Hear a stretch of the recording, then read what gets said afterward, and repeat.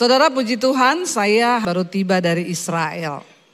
Ya, dan luar biasa perjalanan yang begitu dahsyat dan ya ngeri-ngeri sedap.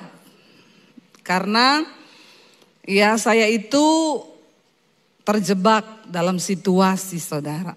Jadi grup kami ini 70 orang, grup yang tertunda dari tahun lalu. Karena pada waktu itu ada perang antara Hamas dengan Israel. Jadi grup kami karena pesawat yang kita tumpangi itu tidak bisa masuk ke Tel Aviv. Tuhan itu ajaib, saudara. Yang sebelumnya saya tuh berangkat pakai pesawat Oman. Saudara tahu kesaksiannya, waktu mau berangkat pesawatnya rusak. Jadi 6 orang memilih untuk pulang, tidak jadi berangkat karena takut. Setelah pesawat diperbaiki semalam-malaman, ya kita berangkat diputuskan besoknya. Banyak yang nggak berani, katanya, pesawatnya sama. Nanti kalau rusak di udara, mati semua dong. Ya, nah ini iman itu kan perlu diuji toh.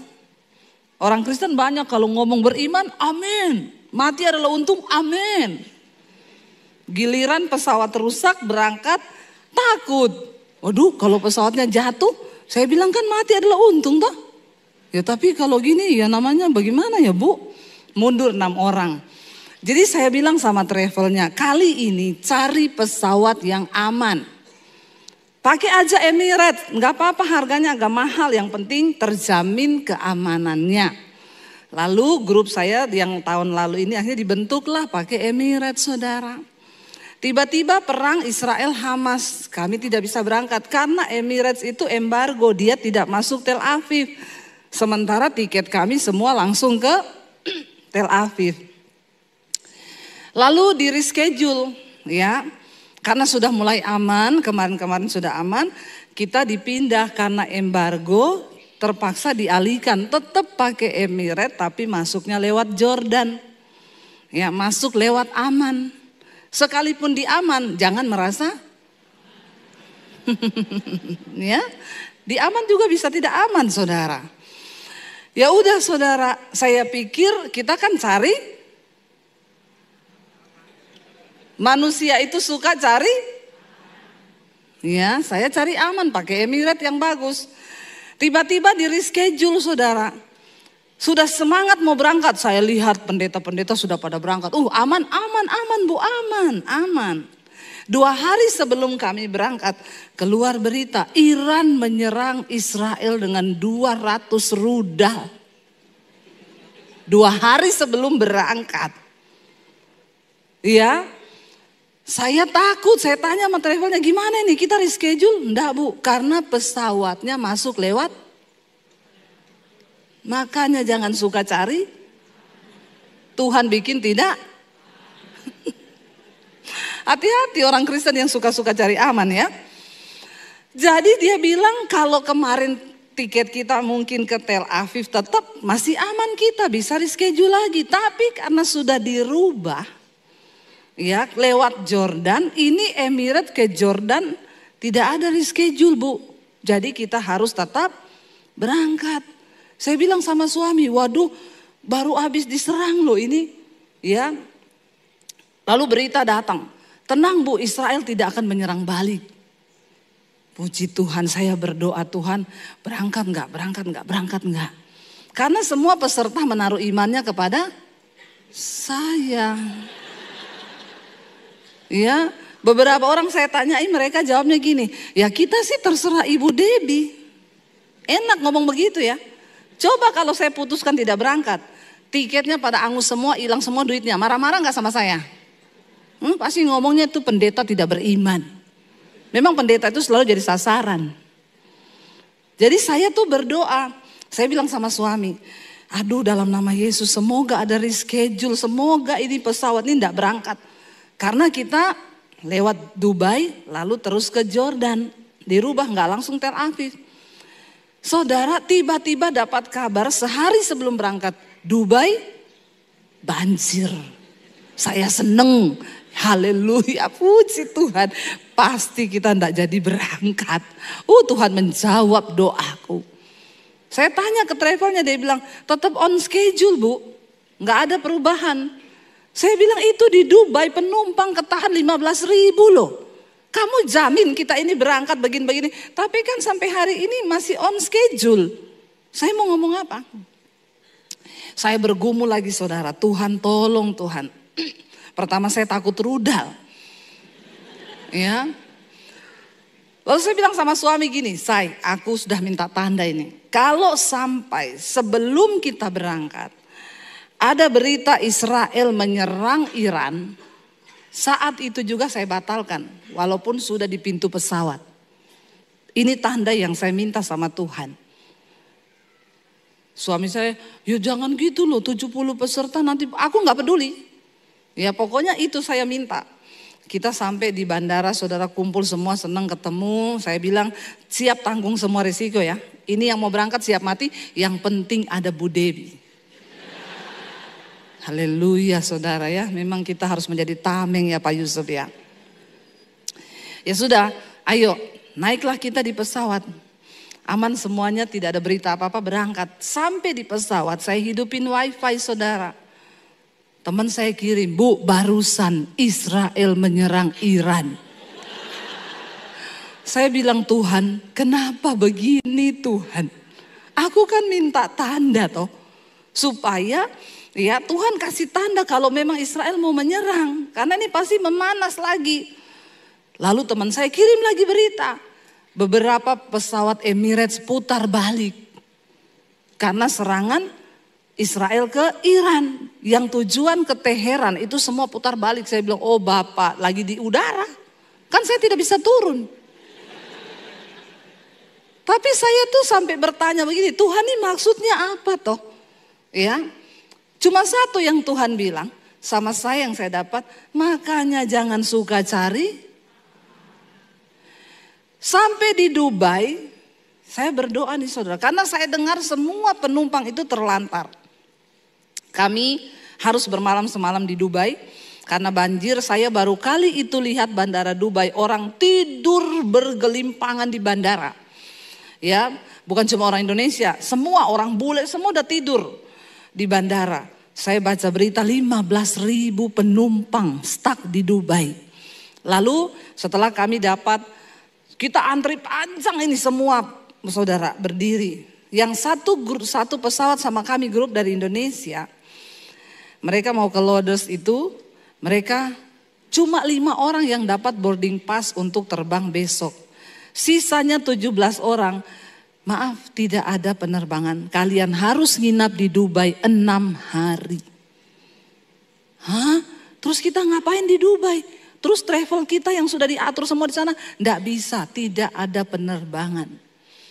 Jadi waktu saya pulang kemarin, mereka bareng kami lagi pulang, kan sudah 6 hari itu. Mereka pulang bareng dan saudara beritanya semua bagasi 20 koper hilang. Sampai pulang tidak ketemu. Kami puji Tuhannya sampai di Dubai keluar boarding pass, nginap semalam, penerbangan besok pagi jam 7 langsung terbang ke Aman. Saya itu bilang saudara, makanya manusia itu boleh merancang-rancang. Dari awal saya bilang ganti pesawat. Kalau kita pakai Oman tidak seperti ini. Tapi mau cari yang aman. Sepinter apapun logika manusia mengatur, hidup ini yang atur adalah Tuhan. Makanya Alkitab bilang, ya manusia boleh menimbang-nimbang dalam hati, membuat perencanaan, tetapi keputusan selalu datang dari Tuhan. Ya pada akhirnya apa, saya ya sudahlah kalau memang mati di sini, kami masuk saudara, ya lewat Jordan. Semua orang pada Bu, Israel nyerang balik loh. Iya saya sudah tahu. Saya putuskan tidak mau nonton berita lagi. Ya karena memang berita ini bikin heboh, bikin deg-degan saudara ya. Makanya dengar firman Tuhan saja, amin. Waktu saya memutuskan baca firman, sudahlah. Bagiku hidup adalah Kristus, mati adalah keuntungan. Kalau sudah sampai di situ mau apa coba? Kan iblis udah gak bisa nakutin kita kan. Saudara hari ini, mungkin saudara juga berkata, saya juga lagi dalam pergumulan Bu. Iman ini harus bertumbuh saudara. Banyak orang ngomong percaya, gampang percaya Tuhan. Waktu pesawat kami rusak, di situ saya baru melihat iman-imannya orang. Ya, saya nggak bisa berangkat Bu, saya takut Bu kalau pesawatnya rusak di tengah jalan. Lalu kita jatuh bagaimana? Itu penuh dengan pergumulan. Ada lagi yang datang sama suami saya, Pak, saya enggak punya iman. Saya titip sama Pak Daniel ya iman saya. Enggak ada titipan iman, titip dolar boleh. Titip iman kagak. Sendiri-sendiri. Kenapa dalam hidup ini Tuhan izinkan kita ini mengalami pergumulan, tekanan. Saudara dengar baik. Tidak ada orang yang namanya tercatat di Alkitab, tokoh-tokoh yang hebat, yang tidak mengalami pergumulan yang hebat. Sebab orang hebat dihasilkan dari tekanan yang berat. Saudara mau jadi orang hebat? Kok enggak mau? Bertobat nih jemaat nih semua ya. Baru dibilang begitu udah enggak mau nih. Siapa yang mau jadi orang hebat di mata Tuhan? Angkat tangan. Mau pergumulan yang hebat? Aminnya ikhlas? Ya, kalau mau jadi orang hebat semua angkat tangan. Tapi giliran mau diuji imannya, ya semua langsung ciut. Tidak ada orang hebat yang namanya tercatat di Alkitab yang tidak mengalami pergumulan yang hebat. Kita baca Daniel, ya, dia mengalami pergumulan iman. Ketika Raja Darius mengeluarkan sebuah peraturan, siapapun yang berdoa menyembah kepada Allahnya, bukan kepada raja, maka dia akan dihukum mati. Daniel dipertaruhkan imannya antara menyembah Tuhan atau menyembah raja. Tapi imannya teruji. Sehari dia berdoa berapa kali? Ya, 3 kali dia berdoa sehari. Dia semakin menguatkan imannya saudara. Lalu ditangkaplah dia. Didapati satu kesalahan. Kamu tidak menyembah raja. Kamu berdoa kepada Allahmu. Dia bilang iya. Karena itu kamu akan dimasukkan ke dalam gua singa. Ya, Tuhan tidak meluputkan Daniel masuk ke gua singa. Dia tetap masuk. Ada pencobaan enggak? Ada. Kira-kira Daniel takut enggak ketika berhadapan dengan gua singa? Sebagai manusia biasa pasti takut. Tapi apa yang menyebabkan imannya tetap kuat? Dia percaya bahwa hidupnya adalah milik Tuhan. Matinya pun juga milik Tuhan. Kita harus sampai kepada sebuah tujuan iman yang dewasa. Bahwa kita percaya hidup mati kita itu adalah milik Tuhan. Dia enggak takut, ya. Mati itu saudara bukan memisahkan kita dari Tuhan. Rasul Paulus berkata, tidak ada satu pun yang dapat pisahkan aku dari Tuhan. Apakah itu kelaparan, ketelanjangan, aniaya. Bahkan Rasul Paulus bilang, aku ingin cepat-cepat beralih dari tubuhku yang fana ini. Supaya aku bisa menetap dan diam bersama dengan Tuhan. Mati itu enak. Amin. Loh kok enggak ada yang amin loh ya. Masih cinta dunia semua ini ya saudara. Mati itu enak. Kita bersatu dengan Tuhan. Kalau iman kita sudah sampai di titik itu, tidak ada lagi yang bisa menggelisahkan kita saudara. Ya. Dan iman itu memang harus diuji. Kita nggak bisa bilang, oh iman saya kuat. Hati-hati barang siapa merasa teguh berdiri. Hati-hati supaya kamu jangan jatuh. Iman itu bisa dikatakan kuat kalau sudah melewati ujian. Ya, enggak ada orang bisa dikatakan orang hebat kalau belum ada pencapaian. Semakin banyak ujian yang kita alami, maka semakin kuat juga iman kita. Karena dalam setiap ujian kita mengalami pengalaman pribadi dengan Tuhan. Amin. Akhirnya kami satu grup pulang selamat. Mereka bilang, Bu, ini di Indonesia heboh loh. Nih keluarga saya, kamu nggak apa-apa, nggak apa-apa. Saya bilang sama dia, kita nggak ketemu rudal di sini. Nggak ada. Pemberitaanmu tuh heboh. Di sini aman-aman aja. Kita malah VIP kemarin di Israel tidak ada pun satu grup. Jadi tempat-tempat itu dibuka hanya karena kita datang. Padahal kalau kita pergi biasanya kan mau foto aja antri kan. Foto di kuburan Yesus diomongin 2 detik, gak boleh lama-lama 2 detik. Kemarin sampai bosan di dalam. nggak disuruh-suruh pulang. Karena cuma kita yang masuk, nggak ada orang. Benar-benar tidak ada orang. Ya, nggak usah takut saudara. Kalahkan ketakutan kita, amin. Banyak berita-berita yang kita dengar hari-hari ini. Virus baru masuk, virus Singapura lah, apalah inilah.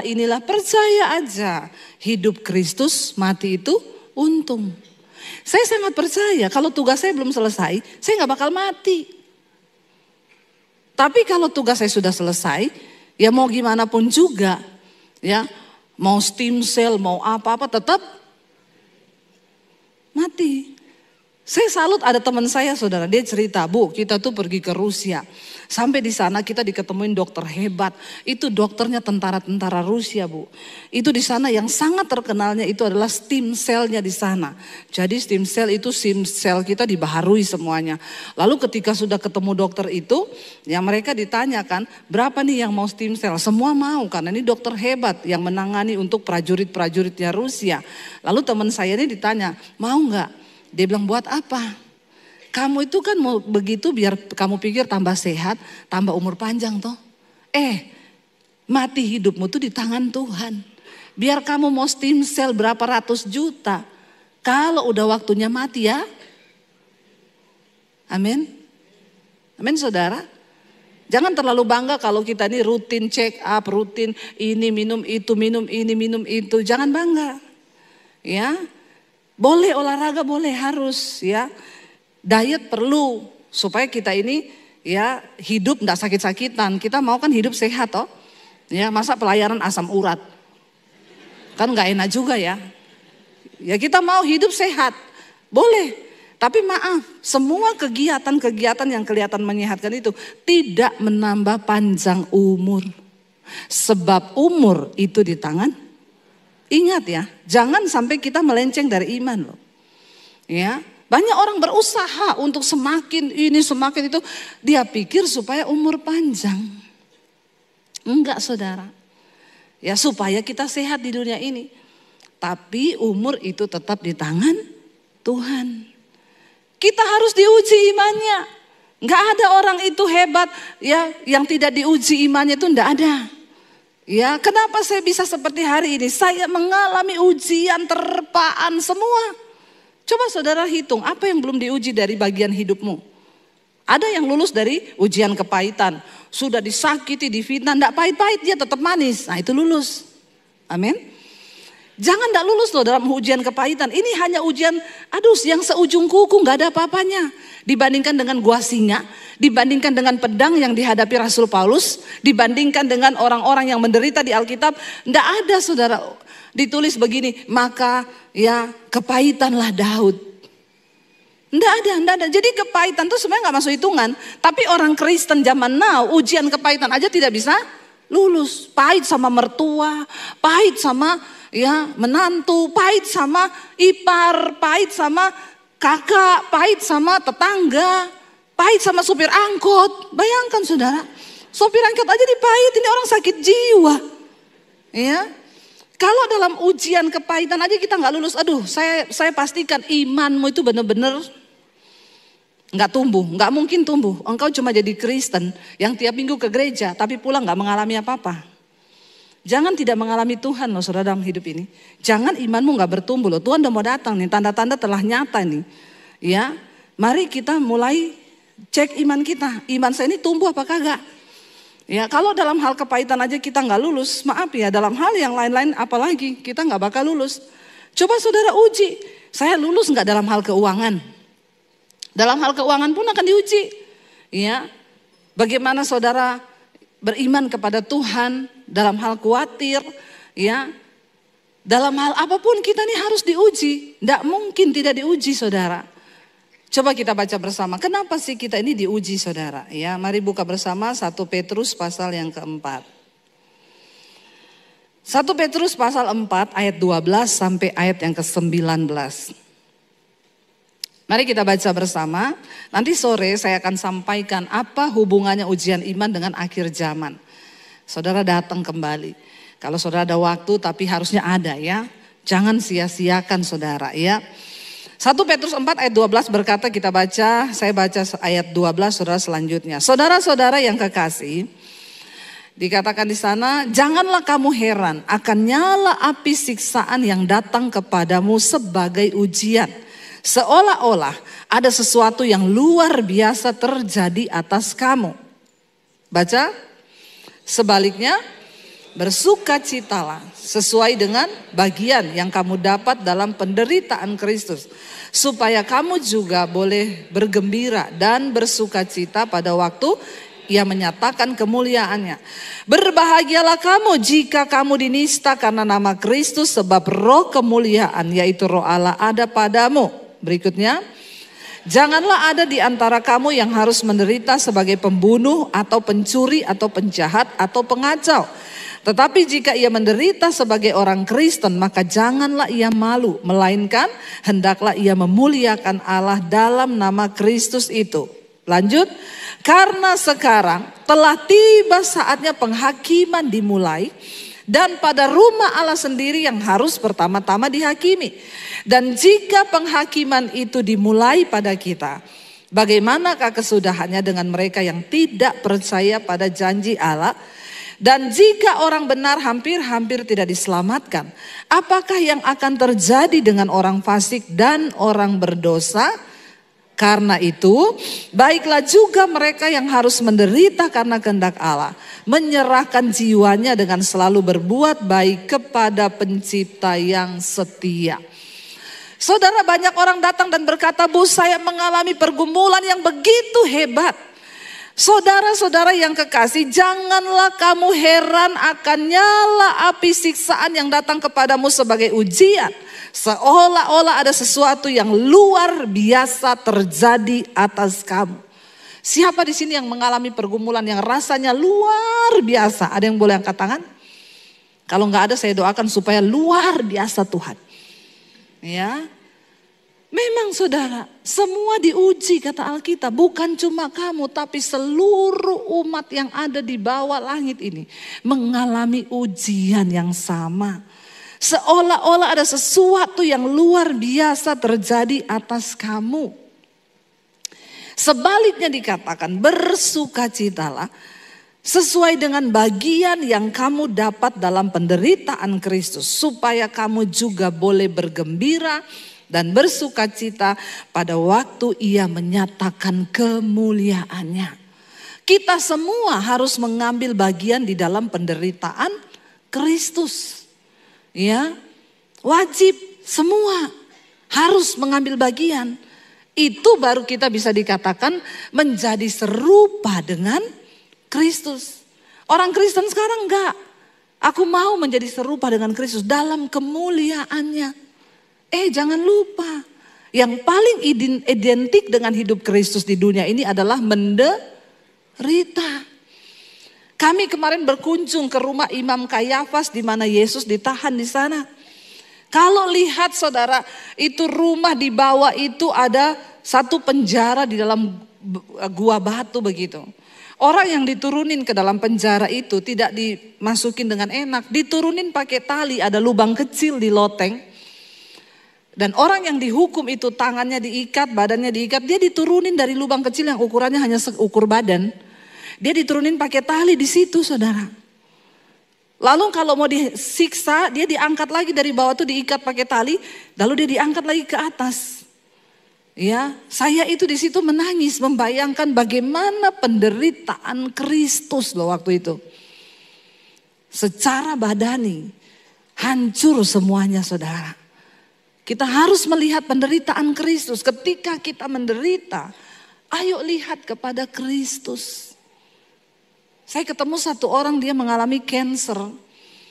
Dia bilang setiap hari dia kesakitan saudara. Tapi ketika dia mengalami kesakitan, dia membayangkan bagaimana Kristus waktu dicambuk dagingnya tercabik. Dia nangis di kaki Tuhan dan dia bilang, Tuhan, apa yang aku alami ini tidak ada apa-apanya dibandingkan dengan penderitaanmu. Dan ternyata itu membuat dia bisa kuat bertahan di dalam pencobaan.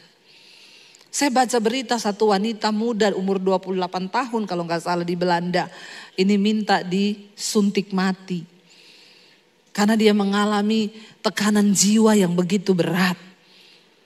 Kita berdoa supaya dia mengalami kasih karunia Tuhan sebelum dia tanggal 3 Mei kalau nggak salah dia akan disuntik mati. Ya, banyak kasus bunuh diri, orang-orang nggak tahan. Satu keluarga di Jakarta yang lompat dari apartemen, anaknya diikat pakai tali, didorong saudara, anak umur belasan tahun. 2 didorong, setelah itu suami istri dua-dua loncat dari apartemen, mati berempat. Cuma gara-gara punya hutang. Lihat saudara, dunia yang kita lihat hari ini seperti ini. Kenapa orang tidak tahan mengalami pencobaan dan ujian? Ya, mereka ini sekarang memilih untuk mati dan tidak mau mengalami perjuangan iman. Saudara, ini terjadi kalau kita ini cuma jadi manusia yang juga tidak percaya dan tidak sungguh-sungguh untuk ikut Tuhan. Maka ya kita akan mengalami sama saudara.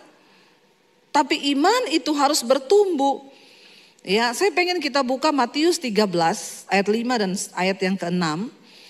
Kita mau belajar saudara, ketika Yesus berkhotbah dia menyampaikan tentang benih. Matius 13 ayat 5-6 dikatakan sebagian benih itu jatuh di tanah yang berbatu-batu, yang tidak banyak tanahnya, lalu benih itu pun segera tumbuh karena tanahnya tipis. Tetapi sesudah matahari terbit, layulah ia dan menjadi kering. Karena apa? Tidak berakar. Jadi benih firman Tuhan itu harusnya memberi kekuatan dan bertumbuh dalam hidup kita. Lalu dikatakan benih itu ditabur ya, dan dia jatuh di tanah. Alkitab bilang pertama benih itu tumbuh. Waktu kita mendengar benih firman Tuhan masuk dalam hati kita nih saudara. Bertumbuh benih itu, tapi dikatakan tetapi setelah matahari terbit. Panas kan? Kira-kira di sini yang salah siapa? Mataharinya atau apanya saudara? Bukan matahari yang membuat dia mati. Karena matahari sangat berfungsi dan baik bagi pertumbuhan. Tanaman yang tidak kena matahari itu enggak berbunga saudara. Ya, tanaman yang tidak kena matahari itu tidak bisa subur. Karena proses memasak makanan itu fotosintesis terjadi di daun. Makanan tumbuhan itu bisa menghasilkan makanan kalau ada matahari. Terjadi proses fotosintesis di daun, lalu dari daun dialirkan semua makanan itu ke batang dan akar. Matahari adalah sesuatu yang dibutuhkan untuk pertumbuhan. Panas memang. Di dalam hidup ini kita membutuhkan pencobaan, tekanan, masalah untuk membuat iman kita tumbuh. Tapi yang salah di mana? Ternyata dikatakan tetapi sesudah matahari terbit, layulah ia dan menjadi kering karena tidak berakar. Persoalannya bukan di matahari yang panas. Dalam hidup ini masalah boleh datang silih berganti, tekanan boleh datang silih berganti, itu diibaratkan matahari yang menyengat panas. Tapi kalau akar kita, iman kita bertumbuh dalam firman Tuhan, maka harusnya itu tidak membuat iman kita mati. Karena matahari itu sangat dibutuhkan untuk pertumbuhan. Seperti halnya tekanan. Kenapa saya menjadi kuat iman saya saudara? Pertama saya terima Yesus, langsung saya diperhadapkan dengan persoalan yang begitu berat. Antara mati dan hidup. Tapi saya bilang, kalau kamu pilih Yesus, saya bunuh kamu. Tidak main-main loh tantangannya. Setiap hari saya cuma menangis sama Tuhan. Ya, tidak ada pendeta yang menguatkan saya waktu itu. Hanya Roh Kudus yang benar-benar menjadi penolong. Saya nangis di kamar. Saya berlutut di kamar. Ya, makanya saya bilang orang kalau pergi ke Israel kemarin pada tanya sama saya. Ya, Bu kalau berdoa itu di mana yang paling rasa hadirat Tuhan? Di kamar hotel. Bukan di tembok ratapan? Bukan, tidak usah kau pergi berdoa di tembok ratapan itu. Kenapa kau berdoa seperti orang Yahudi? Ya, tembok ratapan itu tembok yang dibangun oleh Yahudi. Kenapa dijadikan tembok ratapan untuk mereka berdoa? Karena tempat itu dianggap tempat yang paling dekat dengan ruang maha kudus dari bait Allah yang pernah ada. Ya, saya bilang, orang Yahudi berdoa di sana karena mereka menolak Yesus sebagai Mesias. Sampai hari ini mereka menangis di tembok ratapan karena mereka meminta Mesias segera datang ke Israel. Lah kalau kau ikut-ikutan berdoa di situ berarti kau juga menolak Yesus. Nggak usah saudara ya. Saya kasih pengajaran yang benar kepada orang Kristen. Ya ada orang yang aneh-aneh kan. Ngambil batu dari tembok ratapan buat apa Bu? Mau dibawa pulang. Ngapain lu aneh-aneh begitu? Ya, Yesus bilang kalau kamu berdoa, masuk di kamarmu, tutup pintu, berdoa kepada Bapamu yang tersembunyi. Sebab Bapa yang tersembunyi akan menjawab doa dari tempat yang tersembunyi. Makanya Yesus tegur keras orang Yahudi, kau gak usah berdoa seperti orang munafik, kau berdoa di jalan-jalan. Menangis di situ, menangislah di rumah. Amin. Yesus berkata kepada perempuan Samaria, nenek moyangmu berdoa di gunung mencari Allah, kami berdoa di Yerusalem. Tapi akan datang waktunya, Yesus bilang, orang tidak akan lagi berdoa di Yerusalem dan tidak akan lagi berdoa di gunung untuk mencari Allah. Karena Bapa mencari penyembah yang benar, yang menyembah Bapa dalam roh dan kebenaran. Sebab kita ini adalah bait Allah yang hidup. Di mana bait Allah itu sekarang? Kenapa itu saudara sekarang Dome of the Rock itu menjadi perebutan antara dunia, itu menjadi perebutan 3 agama. Ya, karena disitulah bait Allah pertama didirikan oleh Salomo, dan Dome of the Rock itu adalah Bukit Moria di mana di situ Abraham pertama kali mempersembahkan korban. Itu menjadi penting bagi agama Yahudi, Kristen dan Muslim. Karena orang Muslim percaya dari situlah Muhammad naik ke sorga. Orang Yahudi menganggap itu adalah bait pertama kali yang dibangun di situ untuk mereka mencari Allah. Ya, tetapi Yesus bilang, aku akan datang, aku akan merobohkan bait Allah itu dan aku akan membangunnya kembali dalam waktu 3 hari. Itulah alasan kenapa Yesus disalibkan. Dia dianggap menghujat Allah karena dia mau merobohkan tempat yang sakral bagi orang Yahudi. Mereka tidak mengerti maksud dari pernyataan Yesus. Makanya ketika Yesus disalib, Alkitab berkata, tabir bait Allah itu terbelah menjadi 2. Tidak ada lagi pemisah antara kita dengan Tuhan. Kita nggak perlu lagi lewat imam untuk datang kepada Tuhan. Makanya saya bilang, jangan titip-titip doa. Nggak usah titip doa sama pendeta. Nggak usah cari-cari Pak Yusuf, Pak tolong dong berdoa buat ini. Nggak usah. Jangan cari-cari saya, Bu, tolong dong doakan ini. Saya tidak akan berdoa buat saudara, percayalah.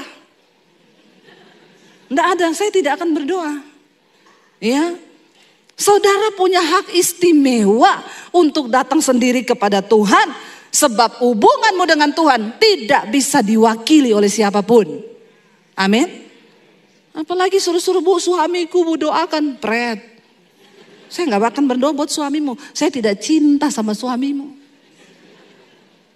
Doa yang menggetarkan sorga, doa yang lahir dengan cinta.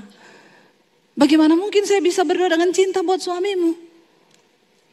Bagaimana mungkin saya bisa menangis bagi anak-anakmu? Siapa yang bisa menangis bagi anak-anakmu? Ya kitalah. Makanya Yesus berkata kepada perempuan-perempuan yang menangis ketika dia disalib. Yesus bilang, jangan tangisi aku, tangisi dirimu sendiri dan keluargamu. Kita mengerti kan sekarang saudara. Makanya iman itu gak bisa diwakili. Biar setiap ujian iman yang kita alami itu dikatakan di sana seperti nyala api. Tapi dikatakan dia bilang apa tadi? Berbahagia akan hal itu sebab ya engkau mengambil bagian di dalam penderitaan Kristus saudara. Ya kita baca ayat yang selanjutnya, ini sudah selesai ya waktunya ya. Tapi enggak apa-apa ya. Amin. Ya. Dikatakan di sana saudara, ayat yang selanjutnya, kenapa kita harus berbahagia? Dikatakan ya sebaliknya kita bersuka cita sesuai dengan bagian yang kamu dapat dalam penderitaan Kristus, supaya kamu juga boleh bergembira dan bersuka cita pada waktu apa? Ia menyatakan kemuliaannya. Dengan kata lain, hanya orang-orang yang mau menderita di dalam penderitaan Kristus di dunia ini yang akan mengalami kemuliaan Tuhan kelak kalau dia datang kembali. Kalau saudara nggak mau menderita, saudara tidak dimuliakan. Berbahagialah kamu jika karena nama Kristus kita ini menderita, tapi penderitaannya harus dilihat saudara. Karena ayat ini dengan jelas berkata, karena itu jangan ada di antara kamu yang menderita karena apa? Pencuri, pembunuh, penjahat, pengacau, selingkuh, pelakor. Itu nggak masuk hitungan penderitaan Kristus ya. Ya, nggak masuk hitungan. Kalau Bu, saya sekarang ekonomi saya tergoncang. Kenapa? Karena saya ini ada pelihara perempuan. Jadi saya minta Ibu berdoa supaya Tuhan pulihkan. Saya bilang, pret. Tuh keluar pretnya itu. Ya, itu penderitaan yang kau cari-cari. Itu bukan menderita karena Kristus, itu menderita karena dagingmu, karena hawa nafsumu. Jangan kita menderita karena pembunuh, pencuri, pengacau, penjahat. Ya, kalau itu kuncinya adalah bertobat. Kita hidup benar aja banyak masalah saudara. Hidup benar aja banyak masalah. Apalagi kalau hidupmu itu bengkok-bengkok bapak-bapak ya, hati-hati ya. Jangan tambah-tambahin pergumulan iman ya. Iman kita ini lurus aja banyak pencobaan. Apalagi kalau bengkok-bengkok. Ya, uang pas-pasan mau selingkuh. Kasihan deh lu. Ada loh yang gak tahu diri. Gak tahu diri. Ya. Bukan berarti setelah kau juga punya uang boleh selingkuh. Orang yang hidup dalam dosa itu pasti gak tenang jiwanya. Saya jamin saudara. Karena kerajaan Allah bicara tentang kebenaran, damai, sejahtera dan sukacita. Tolak ukurnya kita ini sudah ada di sorga walaupun di bumi apa? Kalau dalam hidupmu itu ada kebenaran, damai, sejahtera, sukacita. Tapi saya gak punya duit Bu, tetap sukacita kalau punya Tuhan. Lu gak ada yang ngamen loh.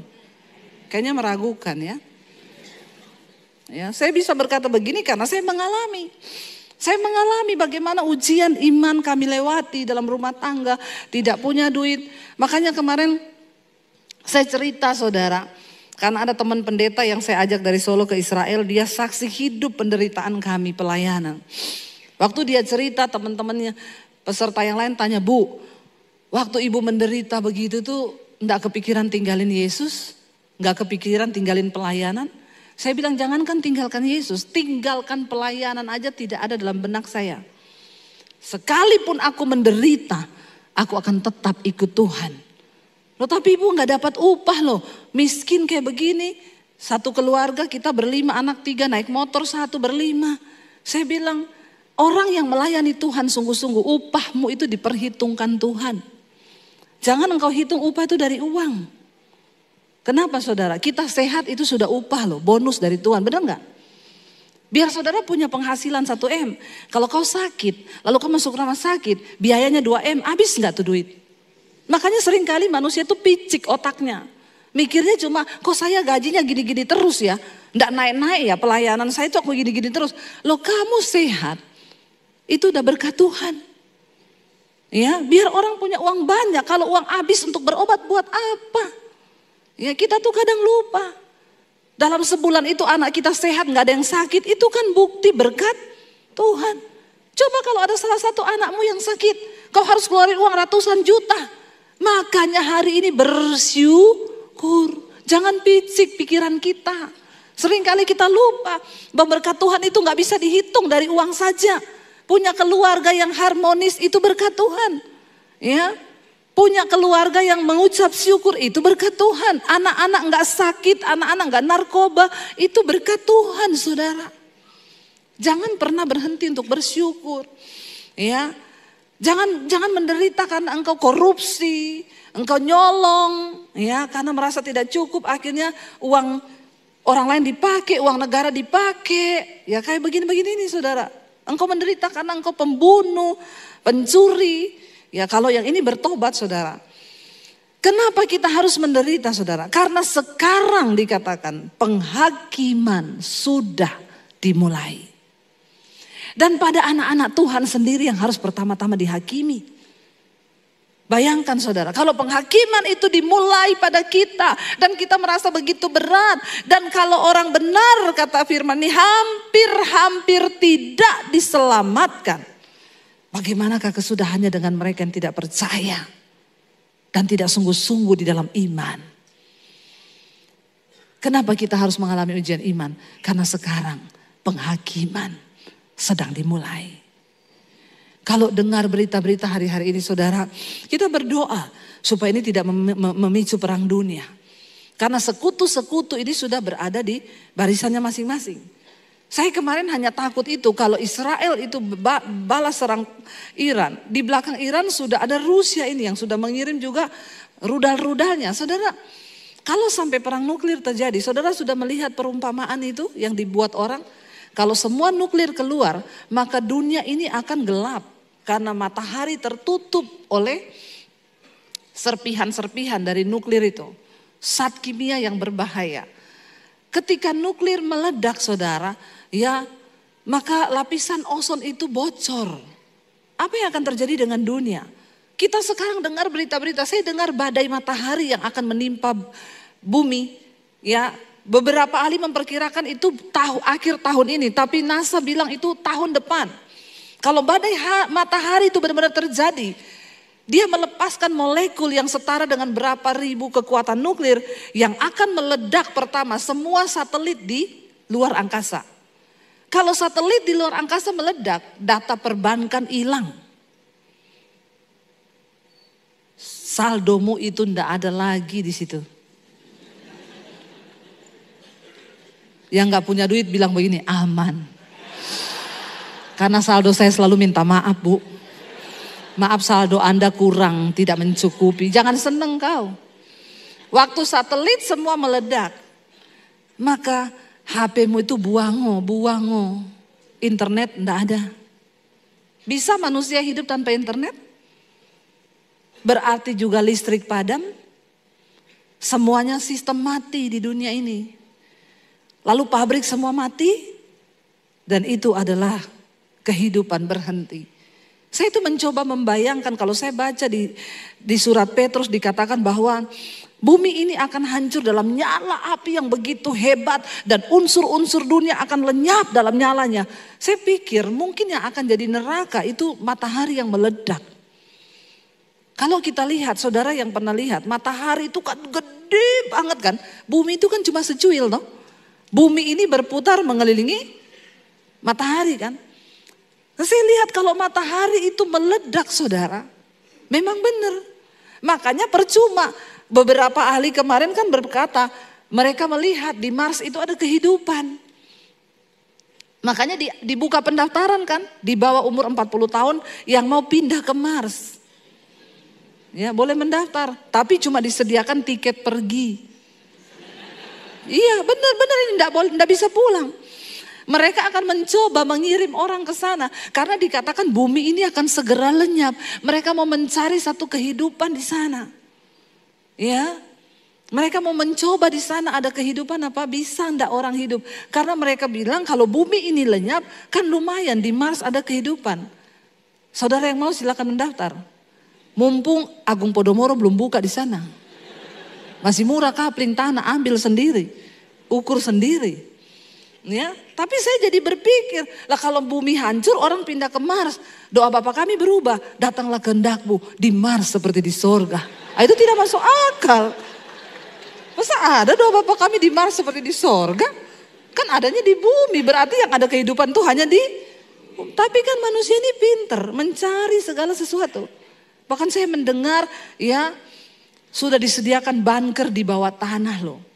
Orang yang punya uang 16 triliun boleh beli di sana. Saya bingung juga. Oke lah orang kaya bisa masuk ke bunker itu. Ada persediaan makanan semua ada. Waktu dia keluar sudah tidak ada orang. Terus mau ngapain juga hidup ya? Mending mati. Tapi manusia kan dengan otaknya. Dan semua itu akan terjadi saudara. Ini bukan dongeng. Ini bukan dongeng. Makanya nanti sore saya akan sampaikan tentang ya kenapa iman harus diuji. Apa kaitannya dengan akhir zaman. Jangan cuma dengar yang enak-enak saja ya. Kita harus buka mata nih melihat ke depan nih akan terjadi. Ya dikatakan penghakiman sedang dimulai.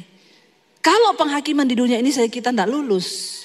Alkitab berkata satu saat kita akan berdiri di hadapan tahta pengadilan Kristus. Saudara seneng gak? Mau kiamat nih seneng gak? Saudara senang nggak dengar mau kiamat? Nggak senang saudara, pulang aja, pulang. Saya senang saudara. Kenapa? Alkitab bilang kita ini anak Tuhan. Orang-orang yang mempercepat waktu kedatangan Kristus. Karena kalau tidak dipercepat maka tidak ada satupun yang selamat. Semua binasa. Ikut dengan keduniawian ini. Kita adalah orang-orang yang mempercepat waktu kedatangan Tuhan. Mukanya biasa aja lihat saya, enggak usah begitu, aneh. Kayaknya saya salah tempat ini. Ini gereja Kristen toh? Harusnya bilang amin, Tuhan mau datang, amin. Kita kan orang-orang yang mukanya tegang ini pasti masih banyak dosa ini. Makanya enggak kepengen Tuhan datang segera. Beresin hidupmu, beresin. Yang masih suka selingkuh bertobat. Ya, yang di rumah bapak-bapak marah-marah bertobat. Ya, ibu-ibu juga bertobat. Perbaiki diri supaya kalau Tuhan datang kita semua siap diangkat. Amin. Ngapain lama-lama di dunia kan? Lihat dunia udah begini. Ya, biar Tuhan segera datang. Jemput kita orang-orang yang dikenan oleh Tuhan. Saya undang para imam musik maju ke depan. Saudara, ayo. Ya, biar kita hari-hari ini mempersiapkan iman kita. Ya, ayo Tuhan bentuk aku Tuhan. Jangan takut dengan proses. Belum mati, belum mati. Saudara hari ini mungkin masalah keuangan begitu berat. Anda belum mati, jangan bunuh diri, amin. Jangan datang pada Tuhan.